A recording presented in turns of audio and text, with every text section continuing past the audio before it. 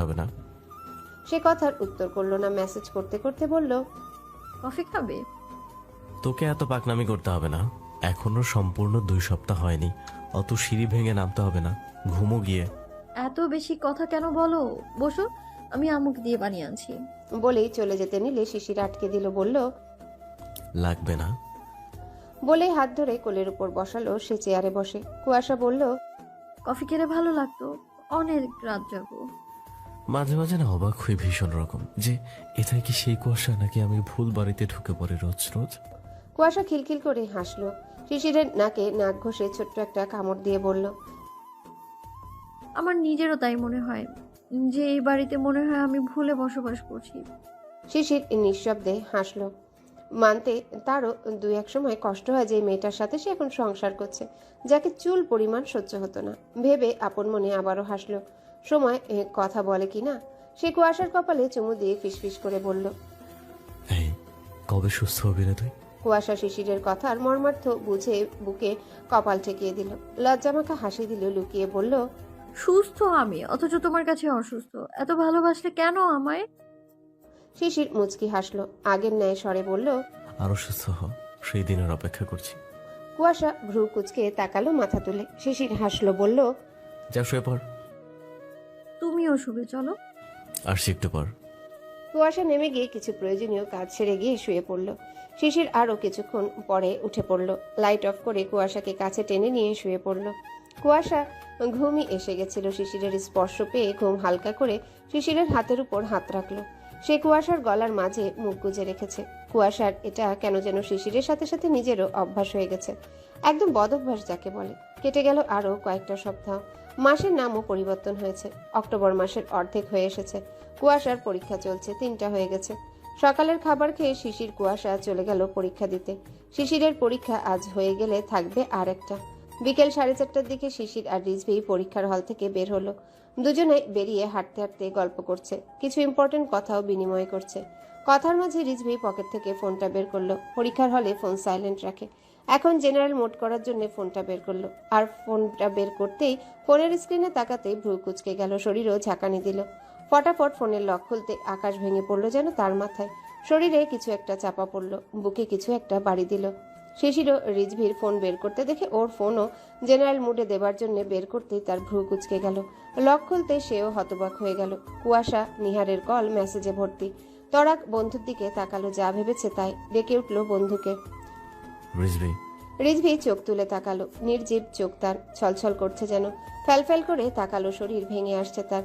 শিশির তরাক করে রিজভিকে আঁকলে ধরলো। রিজভি বিরস বদনে ডেকে উঠল, দোস্ত, কিচ্ছু হবে না, আমি আছি তো তোর সাথে, সব হ্যান্ডেল করবো আমরা, চল আমার সাথে। রিজভি কিছুই বলতে পারল না, তার মাথায় শুধু একটা জিনিসই বাড়ি দিচ্ছে। শিশির তৎক্ষণাৎ নিহারকে ফোন করে বলে দিল কুয়াশাকে নিয়ে আসতে। আর বাইকে ওঠার আগে তুষারকে বলে সব বুঝিয়ে রাখলো। প্রয়োজনে আইনের ব্যবস্থা নেবে, তবুও বন্ধুকে কষ্টের ভাগিদার হতে দেবে না। তার একমাত্র কলিজার টুকরো বন্ধু, ছোট থেকে একসাথে। বন্ধুর থেকে ভাই বললেও কম হবে। সেই বন্ধুর জন্য সে সব করতে পারবে। তার বিপদে আপদে সবসময় এই বন্ধুকেই পেয়েছে সে। শিশির বলল, দোস্ত নিজেকে সামলা আর মন দিয়ে বাইক চালাবি, ওকে? রিজভি সম্মতি দিয়ে বাইক স্টার্ট দিল। শিশিরও স্টার্ট দিল। দুজন বাইক নিয়ে তরাক বেরিয়ে গেল ক্যাম্পাস থেকে। কিছু মেয়েরা হয় জেদি, উগ্র স্বভাবের। নিজের মতামত নিজেরা জোর করে দেয়। পরিবার না নিতে চাইলেও তারা জোর জবস্তি জেদ করে বাধ্য করে।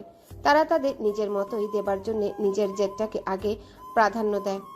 আবার কিছু মেয়েরা হয় শান্তশিষ্ট, নরম সরম স্বভাবের। পরিবার যা বলবে তাই মুখ বুজে মেনে নিবে, কোনো উচ্চবাচ্য করবে না। তারা তাদের সকল দায়িত্ব পরিবারের উপর ছেড়ে দেয়। ভাবে পরিবার যা করবে সেটাই ভালো। নিজের মত বলে যে কিছু থাকে সেটা তাদের কাছে শোভা পায় না। আর কিছু মেয়েরা এমন হয় যে নিজেদের মতামত থাকে, ভালো মন্দ মতামত দেবার চেষ্টা করে, কিন্তু পরিবারের শাসনের গ্যারাকলে পড়ে নিজের মতামতগুলো প্রকাশ করতে পারে না। মুখ বুজে সহ্য করে নেয়। নিজের ইচ্ছে আকাঙ্ক্ষা মন মর্জি মতো মতামতগুলো জলাঞ্জলি দিয়ে দেয়। পরিবার নামক শব্দটার জন্য এমন অহরহ ছেলেমেয়েরা তাদের ইচ্ছে প্রকাশ করতে পারে না, মতামত দিতে পারে না। তাদের কাছে যেন ছেলে মেয়েরা বড়ই হয় না। সন্তান বড় হলে যে নিজেদের মত প্রকাশের একটা অধিকার হয় সেটা তাদের বোধে আসে না। তারা নিজেরা যা ভালো মনে করে সেটা করতে পারলেই যেন রাজা। হ্যাঁ, অভিভাবক হিসেবে একটা সন্তানের ভালো মন্দের দায়িত্ব তাদেরই থাকে, তবুও অনেক সময় যে তারা সন্তানের ভালো করতে গিয়ে খারাপ করে ফেলে সেটার খোঁজ রাখেন না। পরিবার ভালো চায় সেটা ঠিক আছে, কিন্তু সব পরিবারেরও উচিত সেই ভালোটা চাইতে গিয়ে সন্তানের খারাপ হবে কিনা ভালো হবে সেটার মতটাও একটা অ্যাডাল্ট সন্তানের থেকে নেবার। পরিবারও ভুল করে, তারা যে সবসময় সঠিক করে তা না, কিন্তু সেটা সম্পূর্ণ ভুল থাকে ওই সন্তানের জন্য। পরিবারের মতের বিরুদ্ধে গিয়ে না নিজের মনের কথা বলতে পারে আর না মত দিতে পারে, তখন হয়ে দাঁড়ায় পরিবারের চাপে পড়ে কাজটা করেছে বা করেছি। আর এই 3 কাতারের মেয়েদের মধ্যে স্মৃতি হচ্ছে 3 নম্বরে। সে পরিবারের শাসনের একটা মেয়ে, তাদের পরিবারে খুবই কাঠিন্যতা বজায় রাখে। সন্তানদের ভালো খারাপ তারাই দেখেন, তবে অভদ্রতা নেই স্মৃতির পরিবারে, যথেষ্ট ভদ্রতা আছে। থাকে না এরকম কিছু পরিবার, ঠিক তেমনই স্মৃতির পরিবার। স্মৃতির বাবারা শহরের মাঝে থাকলেও তাদের জ্ঞানবোধ একটু আলাদা। ওনারা এক কথার মানুষ। শহরে থাকলেই যে খোলামেলা স্বভাব বা খোলামেলাভাবে চলতে হবে সেগুলো স্মৃতির পরিবারে নেই। তারা সন্তানদের যথেষ্ট শাসনে রাখেন আর ভালো মন্দ তারাই দেখেন। তেমনই স্মৃতির আজ ভালো করতে গিয়ে ওনারা নিজের মতামত চাপিয়ে দিচ্ছেন। তার যে একটা মত আছে সেসব দেখার বা শোনার প্রয়োজন মনে করেননি। স্মৃতির জন্য পাত্র দেখা হচ্ছিল আজ বছর যাবৎ ধরে, সেটা একদমই আড়ালে, অর্থাৎ স্মৃতিকে না জানিয়ে। জানাবেই বা কেন? তারা তো সন্তানের মতের আশা করেন না, এজন্যই জানাননি। আর আজ সপ্তাহখানেক আগে থেকে যে বিয়ের কথাবার্তা দেখাশোনা চলছে সেটা স্মৃতি জানতই না। পাত্রপক্ষ ওকে দেখেছে ফটোতে, আর আজ আসছে বিকেলে 5টার দিকে পাকা দেখতে, মানে আজ দেখতে এসে ভালো লাগলে আক্ট করে ফেলবেন এমনই কথা হয়েছে। বিয়ে উঠানো হবে স্মৃতির ইন্টার পরীক্ষার পর, তো সকাল থেকে সেসবই তোড়জোড় চলছিল। স্মৃতি পরীক্ষা দিতে চলে গেলে তাকে জানানোর প্রয়োজন মনে করেননি কেউ। পরীক্ষা দিয়ে 2টোর সময় এসে দেখে আর শুনে তার মাথায় হাত উঠে যায়, বজ্রাহত হয়ে ভেঙে পড়ে। বাবাকে প্রচুর ভয় পায়। এছাড়া স্মৃতির দাদি এবং বড় চাচা মানে রনির বাবা খুবই রাগী মানুষ। ওর দাদি এখনো সংসারের কর্ত্রী, আলাদা বাড়িতে আলাদা থাকেন ওর চাচারা, কিন্তু মায়ের মতামতে চলে। স্মৃতির দাদি 2 ছেলের দিকেই থাকেন। বাবার বড় বয়সের 2টা ফুপু আছে ওর। স্মৃতির জন্য পাত্র দেখা হয়েছে, ছেলে বিএসসি ইঞ্জিনিয়ার, ভালো কোম্পানিতে জব করে, ভালো পরিবারের ছেলে, দেখতে শুনতেও সুদর্শন। সব দিকে মিলে গেছে বিধায় বাড়ির লোক দেরি করতে চাইছে না, আজই বিয়ে পড়িয়ে দেবেন। ছেলেপক্ষের আসার সময় হয়ে এসেছে, এলো বলে। এদিকে স্মৃতি গুমড়ে কাঁদতে কাঁদতে শেষ। বাড়িতে সে কিছুই বলতে পারছে না, তার অন্য কোথাও সম্পর্ক আছে। এটা শুনলে হয়তো আজই মেরে কেটে নদীতে দেবে চাচুরা। আর দাদি তোর সাথে তাল মেলানোর জন্য আছেনি। যে মেয়ে অন্য ছেলের সাথে সম্পর্ক করতে পারে সেই মেয়েকে রেখে কি হবে? স্মৃতির দাদি গ্রামের সেকেলে মানুষ, চিন্তা ভাবনা আগের যুগের মতো, মেয়েদের বউদের ট্রিটও করেন তেমন। যাই হোক, স্মৃতি সেই দুপুর থেকে রিজভিকে 1000টা কল দিয়ে চলেছে, সাথে ভুরি ভুরি মেসেজ। স্মৃতি এসে জানতে পেরে কুয়াশাকে বলে, এরপর দুজনে মিলে সমানে শিশির রিজভিকে কল মেসেজ দেয়। স্মৃতি রিজভিকে সমানে কল দিয়েছে, কুয়াশা শিশিরকে দিয়েছে। কুয়াশা নিজে প্রথমে ট্রাই করে না পেয়ে নিহারের সাহায্য নিয়েছে। রিজভিকে ছাড়া কিছুই সম্ভব হবে না। স্মৃতি চায় রিজভি কিছু একটা করুক, তার নিজের দ্বারাই সম্ভব হবে না। স্মৃতিকে তৈরি করে দেওয়া হয়েছে, কেঁদেছে, ভেবেছে বিয়ের জন্য কেঁদেছে, তবুও জিজ্ঞাসা করেননি কেউ। আর মাকে যদিও একটু ভরসা করে, তিনিও কাছে আসেননি। ছেলেপক্ষ আসার আগে শিশির আর রিজভি এলো। রিজভি ওর বাবা মাকে জানিয়ে দিয়েছে, ওনারা বিষয়টা জানতেন। স্মৃতির বাবা আর মা সম্বন্ধ নিয়ে আসবেন বলেছেন। কিছুক্ষণের মাঝেই কুয়াশাকে নিয়ে নিহার এলো। ওরা একসাথে বাড়ির মধ্যে ঢুকলো না। নিহার আর রিজভি নিচে থাকলো, কারণ আগেই ওরা গেলে ঘেটে ঘ হয়ে যাবে বিষয়টা। কুয়াশাকে সকলে চেনে। এছাড়া শিশিরের কথাও টুকটাক জানে স্মৃতির বাবারা। একতলা বিশিষ্ট ফ্ল্যাট স্মৃতিদের, বসার ঘরে বসে আছে বাবারা।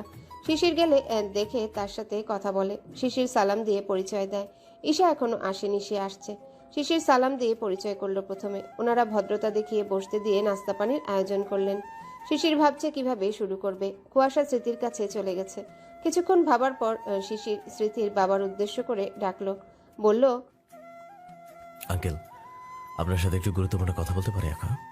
স্মৃতির বাবা বিষয়টা প্রথমে বুঝে নিলেন, তারপরও তিনিও ভদ্রতা রেখে বললেন, অবশ্যই, দ্বিধা ছাড়া বলো। পাশে স্মৃতির চাচু ছিল। শিশির অবশ্য ইচ্ছে করলে চাচুর সামনেও বলতে পারত, কিন্তু সে ভেবে নিল আগে যাদের মেয়ে তাদের বলবে। ওনারা বিষয়টা বুঝতে পারলে আর কোনো টেনশন থাকবে না। বিষয়টা আসলেই জটিল হয়ে গেছে। যেখানে পাত্রপক্ষ আসবে আর সব ঠিকঠাক, সেখানে কোনো জোরাজোরি খাটবে কিনা জানা নেই, তবুও সর্বশেষ চেষ্টা করতে হবে।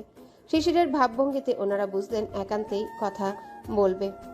তাই স্মৃতির 2টা চাচাতো ভাই, স্মৃতির বড় ভাইয়ের চাচা চলে গেলেন। শিশির নিজেকে সামলে নিল, এরপর সবটা খুলে বলল।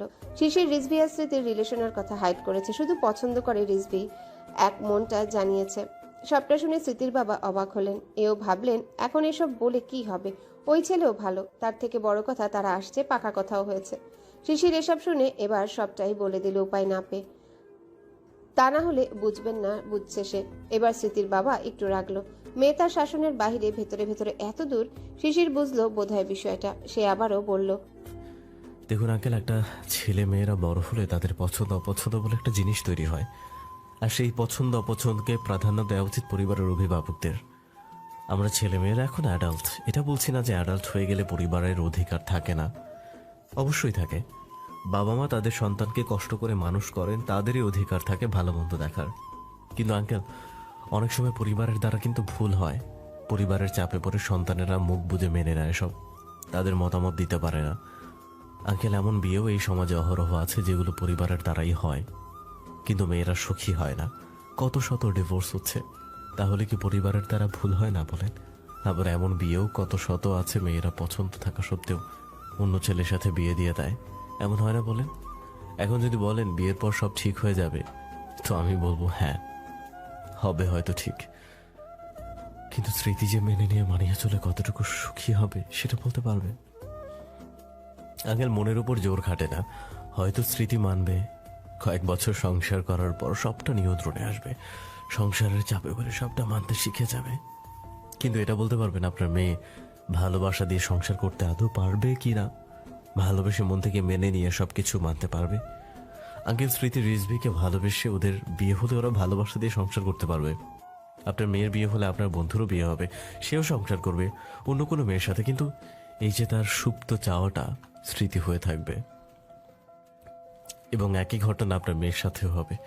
এই সুপ্ত চাওয়াটা ওদের করে করে খাবে, ভাববে একটা বার যদি পরিবার বুঝতো জোর করে বিয়ে দিলে সমস্যা নেই, কিন্তু তারা একে অপরকে পছন্দ করে। এই পছন্দটা না থাকলে কোনো সমস্যা হতো না, জোর করে বিয়ে দেওয়ার পর মেনে নিয়ে সংসার করতে ঠিক হতো। আঙ্কেল, আপনি বাবা, আপনি নিশ্চয়ই চাইবেন না আপনার মেয়ে এমন কোনো আফসোস নিয়ে সারা জীবন থাকুক। ক্ষতি কি আঙ্কেল ওদের পছন্দ অনুযায়ী বিয়ে হলে? এখনো তো কিছুই হয়নি, শুধু দেখাশোনা চলছে। আপনি চাইলে সব সম্ভব। বাবা হিসেবে তো একটু স্যাক্রিফাইস করতে পারেন না? আঙ্কেল, ছেলে মেয়েরা পছন্দ করলে কোনো পাপের কাজ হয় না, যদি না পরিবার বাধা দেয়। তারা পছন্দ করেছে, এখন আপনারা মেনে নিয়ে যদি সবটা সুন্দরভাবে এটা শেষ করেন তো এটা একটা মহৎ কাজ হবে। আর যদি না মানেন, এটার ওদের অবৈধতা হবে। আপনি কি নিশ্চয়তা দিতে পারবেন ভবিষ্যতে ওরা একে অপরের সাথে জড়াবে না যদি বিয়ের পরে ওরা সম্পর্ক চালিয়ে যায় বা সব ছেড়ে ছুড়ে চলে যেতে চায়? আমি কথার কথা বলছি, যদিও এগুলো বলা হতো হয়তো এরকম অহরহ, আবার দুঃখে কষ্টে নিজের ক্ষতি করারও চেষ্টা করে, তখন কি সেটা সমাধান পাবেন? আঙ্কেল, আপনারা এই আপডেট যুগের বাবা মা, বিষয়টা একটু বুঝে সিদ্ধান্ত পাল্টালে দুটো জীবন সুন্দর একটা নাম পাবে। অনেকক্ষণ এক নাগাড়ে কথা বলে হাঁপিয়ে উঠল শিশির। থামল সে। ওদিকে স্মৃতির বাবা বিস্ময় নিয়ে চেয়ে থেকে কথাগুলো শুধু শুনে গেলেন। গভীর ভাবনায় মগ্ন তিনি। শিশিরের প্রতিটা কথা মনে ধরেছে ওনার, তাই ভাবনাতে ব্যস্ত। ভাবনার মাঝেই শিশির আবারও বলল, আঙ্কেল, রিজবি আমার সঙ্গে আইন নিয়ে পড়াশোনা করছে। আমাদের দুজনের ভবিষ্যৎ কল্পনা একই রকম। ইনশাল্লাহ আল্লাহ সহায় হলে আমরা ভবিষ্যতে কিছু করতে পারবো। এছাড়া আমার বন্ধুর ফ্যামিলির ব্যাকগ্রাউন্ডও ভালো, যথেষ্ট সচ্ছলতা আছে। তবে সমস্যা কি? আপনাদের মতামত পেলে আমার বন্ধুর অভিভাবক আসবেন। কিন্তু ছেলেপক্ষ চলে এসেছে প্রায়। এখন আমি কি করতে পারবো? এখানে মানবমানের ব্যাপার আছে। আমি এমন কিছু করতে পারি না ওনারা অপমানিত হবেন। আঙ্কেল, সেটা না হয় সুন্দরভাবে হ্যান্ডেল করা যাবে। আপনি শুধু এদিকের মতটা দিয়ে দেন, ওদিকে আমরা সামলাবো। একটু ভরসা করুন প্লিজ। আপনার বড় ভাই ও মায়ের সাথে আপনি কথা বলে সিদ্ধান্ত নেন প্রয়োজনে। শুধু মতামতটা দেন, বাকিটা আমার দায়িত্ব। স্মৃতির বাবা খুবই গভীর চিন্তায় পড়লেন। শিশির যে এত সুন্দর করে ব্রেনটা ওয়াশ করলো, এখন তিনি দ্বিধায় পড়েছেন। তিনি সম্পূর্ণ কথা শুনে মনে মনে শিশিরকে তারিফ করতেও ভুললেন না। এও ভাবলেন শিশিরের বন্ধু ঠিক একই প্রকৃতির হবে। কিন্তু তিনি পড়লেন দোটানায়। বাবা মা হিসেবে মেয়ের সুখের কথাটাও ভাবা উচিত। এদিকে কথা দিয়েছেন, সেটা কি করে কি করবেন ভাবছেন। রিজভির বিষয়ে শিশির যা যা বলল তা থেকে বোঝা যায় রিজভি যথেষ্ট সুপাত্র এবং ওই ছেলের থেকেই সুপাত্র। তিনি শিশিরকে বলল, আমি ওদিক থেকে আসছি। শিশির সম্মতি দিলে তিনি উঠে গেলেন। শিশির একা একা বসে থাকলো। টেক্সট করে সবটাই রিজভিকে বলল। তারা নিচে একটা দোকানে বসে আছে। এদিকে কিছুক্ষণ পরে স্মৃতির বাবা সহ চাচু, দাদি এবং ভাইরা এলো। সবটা বুঝিয়ে বলেছেন। সুপাত্র রিজভিকে এক কথায় বলা চলে। বেটারের থেকে বেটার পেলে কি আর কেউ ছাড়তে চায়? কিন্তু সকলে চিন্তার কারণ হলো পাত্রপক্ষকে নিয়ে। শিশির আশ্বাস দিল সেটাও সে হ্যান্ডেল করবে, না পারলে তার ভাই তুষার হ্যান্ডেল করবে। শিশিরের কথাতেই থাকলো সকলে। পাত্রপক্ষের সাথে ইচ্ছে করলে শিশির ফোনে কথা বলতো, কিন্তু সেটা থেকে সামনাসামনি বলাটা ভালো হবে মনে করলো শিশির। 5টার পর পাত্রপক্ষ এলো। স্বাভাবিকভাবে সকলকে আপ্যায়ন করা হলো। এরই মাঝে স্মৃতির বাবা পাত্রের বাবাকে সবটা জানালেন। সব শুনে বেজায় রাখলেন তিনি, কারণ তারা এসেছে বিয়ের মতো করে, মেয়ে তাদের পছন্দ। এতদিন কেন জানায়নি? মেয়ের মত না নিয়ে বিয়ের কথা বলে এ কেমন বাবা মা? আর এতদিন মত নিতে চায়নি, তবে আজ কেন আদিক্ষেতা? এসব ভেবেই রাখলেন। বিষয়টা দুপুরেও জানালেও তারা আসতো না। শিশির এবার না পেরে স্মৃতির বাবার থেকে অনুমতি নিয়ে পাত্রের সাথে আলাদা কথা বলতে চাইল। ছেলেটা নেহাত ভদ্র শিক্ষিত, তাই চুপচাপ মানল। শিশিরের সাথে গেল, কিছুক্ষণ পর ফিরেও এলো। এসে বাবা মায়ের সামনে বলল, বাবা, ওনারা সব থেকে বড় ভুল করেছেন বিয়ের মতো একটা জিনিসে মেয়ের মত না নিয়ে। এটা ওনাদের উচিত হয়নি। যে সংসার করবে তার থেকে মত নেওয়াটা একান্তই প্রয়োজন ছিল। তবে সেটা ভুল যখন করেছেন, সেই একই ভুল আমি করতে চাই না। আমি এই যুগের ছেলে হয়ে বিয়েটাকে হেলাফেলা মনে করতে পারি না। এছাড়া তোমরা এসেছো মেয়ে দেখার মতো করে। এখানে আয়োজন করে বিয়ে করতে আসিনি আমি। মেয়ে দেখে পছন্দ না হলেও বিয়ে হতো না, সেখানে বিষয়টা একই দাঁড়ায়। এখানে জোর জবরদস্তির কিছু নেই। আঙ্কেলরা ভুল করে ফেলেছেন, সেটাকে আমাদের মেনে নিয়ে বোঝা উচিত। আমি জানি আমার বাবা মা শিক্ষিত, এসব বুঝবে। আমরা উঠি তবে। ছেলের কথা পাত্রের মা বাবা খুশি হলেন। এটাও বুঝলেন তারা রাগবাগ করে কিছুই হবে না। সংসার যারা করবে একান্তই তাদের বিষয়। যথেষ্ট বড় ছেলে মেয়েরা। বিদায় নিয়ে ওনারা চলে গেলেন। যাবার আগে শিশিরের সাথে পাত্র হাসি মুখে কথা বলে গেল। শিশির ধন্যবাদ জানাতে ভুলল না। ছেলেটা উল্টো ধন্যবাদ জানাতে ভুলল না, কারণ বিষয়টা আগে থেকে বলে ভালো করেছে, আর শিশির খুব সুন্দরভাবে বিষয়টা বুঝিয়ে দিয়েছে। ওনারা চলে যেতেই সবকিছু স্মৃতিদের জানানো হলো। রনি তো শুনে কুয়াশাদের কাছে গিয়ে স্মৃতিকে বলল, তুই তলে তলে টেম্পো চালাতি? এই কথাটা শুনে স্মৃতি রনিকে মারে। ঈশাও চলে এসেছে, তারা হাসাহাসি করছে। সেখানে স্মৃতির কাজিন সহ ভাবিরা আছে। স্মৃতির আনন্দ দেখে কে? কুয়াশাকে জড়িয়ে ধরে শিশিরের নামে গুণগান করেই চলল। কুয়াশা শুধু হাসলো। তার বরটা বুঝদার বলেই তো এতটা অপত্যা থাকা সত্ত্বেও আজ তারা সংসার করতে পারছে। এদিকে শিশির স্মৃতির বাবা মায়ের কাছে শুকরিয়া আদায় করে রিজভিকে সব জানালো। তার বাবা মাকে আসতে বলে দিল। শিশিরের প্রতি খুবই সন্তুষ্ট স্মৃতির বাবারা। বুঝদার ছেলে এত সুন্দর করে সবটা হ্যান্ডেল করলো যে কেউ কোনো বিরক্তি করার সুযোগটা পেল না। এমনকি স্মৃতির রাগী চাচা আর দাদিও না। বুড়িটার বেশ লোভ আছে। ভালো পাত্রের কথা শুনে মুখ গুলো পেতেছেন। চাচাটাও মানলেন, কারণ যাদের মেয়ে তারা যদি নাকচ করেন তো কি আর করার। শিশির এই জন্যে আগে স্মৃতির বাবার সাথে কথা বলেছিল, যেন সবটা সুন্দরভাবে হ্যান্ডেল হয়। 6টা বেজে গেছে। রিজভির কথা বলে নিহারা রিজভিকে বাড়ির মধ্যে এনেছে শিশির। রিজভিকে দেখে সত্যি মুগ্ধ হয়েছেন স্মৃতির বাবারা। একদম শিশিরের মতো করেই কথা বলে, কার্বন কপি বলা যায়। মুগ্ধ না হয়ে পারলেন না ওনারা। ছেলে সেই লেভেলের পছন্দ হলো সকলের। এখন রিজভির বাবা মা আসলে কথা বলবেন। শিশিররা বসার ঘরে বসে নিজেদের মতো করে কথা বলছে। রিজভি তো পারলে এখানে ধরেই শিশিরকে জড়িয়ে ধরে চুমুর বর্ষণ শুরু করত। সেটা বলাতে তিনজন হাসাহাসি করছে। সেই সময় দৌড়ে কুয়াশা এসে ধারাম দিয়ে শিশিরের পাশে সোফায় বসে পড়ল। শিশির টের পেয়ে মৃদু ধমকে উঠল। এই দৌড়াচ্ছিস কেন? আর এই তো অন্যের বাড়ি, দেখছিস না? কুয়াশা শিশিরের কথায় পাত্তা দিল না। সে তো আনন্দে আটখানা। ফিসফিস করে শিশিরের কানের কাছে মুখ নিয়ে বলল, চুমু খেতে ইচ্ছে করছে। শিশির ভেবাচাকা খেয়ে ভরকে তাকালো। বলে কি মেয়ে? শিশির কিরমির করে সেও ফিসফিস করে বলল, গোবর ঠাসা, যাবি এখান থেকে। আরে সত্যি, এখন ভাইয়ারা না থাকলে সত্যি আগে চুমুর বর্ষণ ঘটাতাম। ইস, আমার বটটা এত সুন্দর কেন? ফিসফিস করে বলে মুখ ঢাকলো। ওদিকে রিজভিরা কথায় ব্যস্ত, এদিকের কথা শুনতে পারছে না। অতি আস্তে একে অপরের কানের কাছে বলাতে ভ্রু কুচকে শিশির একইভাবে বলল, রাতে দেখবো নে চুমুর বর্ষণ। কত প্রকার বর্ষণ ঘটাতে পারিস। বর্ষণ ঘটিয়ে যদি প্লাবন না বানাতে পারিস, তবে তোর উপর আমি তুষারপাত ঘটাবো। কুয়াশা কিংক কর্তব্য বিমূঢ় হয়ে গেল। সে কি তেমন কিছু বলেছে নাকি? এ ছেলে যখন বলেছে তখন করিয়ে ছাড়বে। কথার কথা বলতে গিয়ে নিজেই ফেসে গেল। ধুর, বলেই কুয়াশা উঠে ধেই ধেই করে আবারও স্মৃতির ঘরের দিকে গেল। শিশিরও যাবার পানে তাকিয়ে ঠোঁট কামড়ে মিটমিট করে হাসছে। রিজভির মা বাবা আসলেন সন্ধ্যার পর। এসে স্মৃতিকে দেখলেন। তাদের পছন্দ হয়েছে স্মৃতিকে। বিয়ের কথা বলাতে স্মৃতির চাচা জানালেন ওনারা পারলে আজই আগ ছেড়ে ফেলবেন। এই কথা রিজভির বাবা মা রিজভির থেকে মতামত নিয়ে মত দিলেন। রিজভির কোনো সমস্যা নেই, সেও আর নামহীন সম্পর্ক চালাতে চায় না। সুযোগ যখন পাচ্ছে তবে সমস্যা কি? তার বাবা বললেন সমস্যা হবে না, তিনি একমাত্র ছেলের বউকে রাখতে পারবেন। কিন্তু ওনাদের এই ভাবনার মাঝে স্মৃতির বাবা জানালেন মেয়ে তাদের একটা, তারা আক্ট করে রাখবেন, পরে বিয়ে উঠাবেন। ততদিন স্মৃতি তাদের কাছেই থাকবে। স্মৃতির বাবার কথায় রিজভির বাবা জানালেন তাহলে বিয়ে উঠানোর কাজ রিজভির পড়াশোনার পর উঠাতে। এই কথায় কোনো দ্বিরুক্তি করলেন না কেউ, সকলেই মত দিলেন একেবারে মেয়ের বিয়ে উঠিয়ে শ্বশুরবাড়ি পাঠাবেন। রিজভি আর স্মৃতির আক্ত করার জন্য কাজী ডাকা হয়েছে। টুকটাক কিছু আত্মীয়দের ডাকা হলো। রিজভির বড় বোন আর তার স্বামী এসেছেন।